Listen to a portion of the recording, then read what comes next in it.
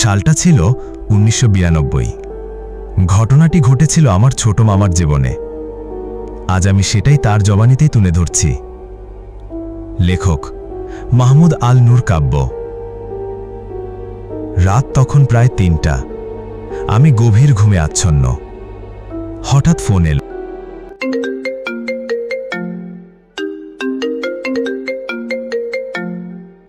নানি খুব অসুস্থ, হাসপাতালে নিতে হবে। বলতে গেলে নানার বাড়ি আমাদের বাসা থেকে মাত্র 10 মিনিটের পথ। সময় নষ্ট না করে তড়িঘড়ি করে বের হয়ে পড়লাম আমরা কয়েকজন মিলে। হাসপাতালে নিয়ে গেলে ডাক্তারের সিদ্ধান্ত হয় ভর্তি করে স্যালাইন পুশ করতে হবে। ভর্তি করানোর পর ঘড়িতে তখন প্রায় 4টে বাজে। 4 জন ছিলাম আমরা। ভাবলাম যেহেতু অনেক রাত, তার চেয়ে সবাই মিলে থেকে যাই, ভোর হলে চলে যাব। 2 জনকে রেখে এলাম নানির পাশে। হাসপাতালের পরিবেশ এমনিতেই অস্বস্তিকর। সব বুঝিয়ে আমি আর আমার কাজিন করিডোরে হেঁটে বেড়াতে লাগলাম। হেঁটে হেঁটে কথাবার্তায় মেতে গিয়ে খেয়ালই করিনি আমরা অনেকটা দূরে চলে এসেছি। চারপাশে তাকিয়ে দেখি জায়গাটা দেখতে বেশ পুরনো। লাইটগুলো নষ্ট, কিছু একটা হালকা মিটমিট করছে মাত্র। থমথমে পরিবেশে আমাদের মনে ধীরে ধীরে ভয় ঢুকে পড়ছে। আমরা ঘুরে ফিরতে যাব এমন সময় হঠাৎই শুনতে পেলাম একটি গোঙানির শব্দ। মনে হলো কোনো ছোট বাচ্চা কান্না করছে। কান্নার শব্দ শুনে আমরা ভাবলাম হয়তো কোনো বাচ্চা সমস্যায় পড়েছে।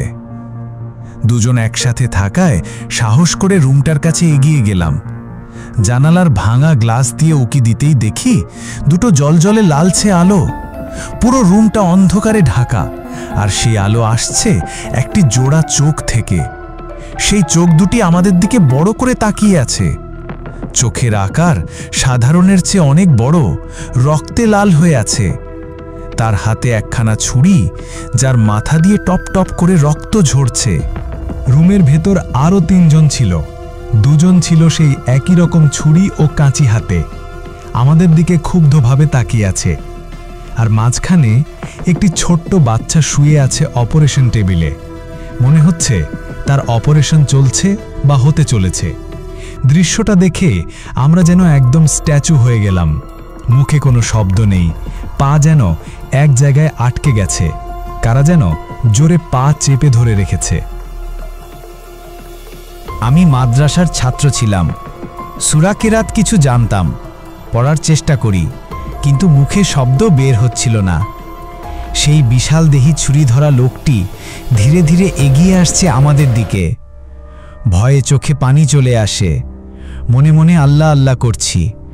তখন হঠাৎ মনে পড়ল আয়াতুল কুরসি পড়তে হবে। সারা শরীর জোর দিয়ে আধো গলায় পড়া শুরু করলাম। মুখ থেকে শব্দ স্পষ্টভাবে না বের হলেও পড়া থামালাম না। আর তখনই লক্ষ্য করলাম ওর এগিয়ে আসায় যেন একরকম বাঁধা তৈরি হয়েছে। এভাবে প্রায় 5 মিনিট কেটে গেল। ঠিক তখনই ফজরের আজান শুরু হলো।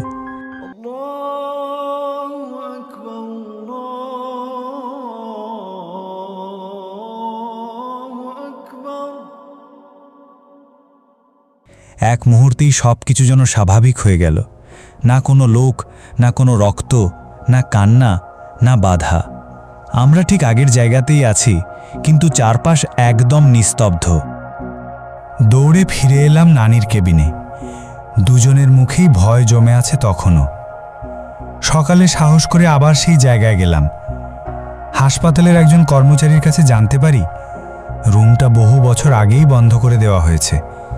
এটা ছিল পুরনো অপারেশন থিয়েটার, আর এখন অকেজো। ভোরের আলো যেমন অন্ধকারকে মুছে দেয়, তেমনি বিশ্বাস আর দোয়া কখনো কখনো জীবনের সবচেয়ে বড় ভয়কেও হার মানায়। ছোট মামা এই ঘটনা কখনোই কাউকে বলেননি, ভয়ে বা টেনশনে কেউ যাতে কষ্ট না পায়। কিন্তু ওই 5-6 মিনিট তা ছিল এক বিভীষিকাময় অধ্যায়, যেটা শুধু দেখা নয়, ভাবলেও গা শিউড়ে ওঠে এখনো।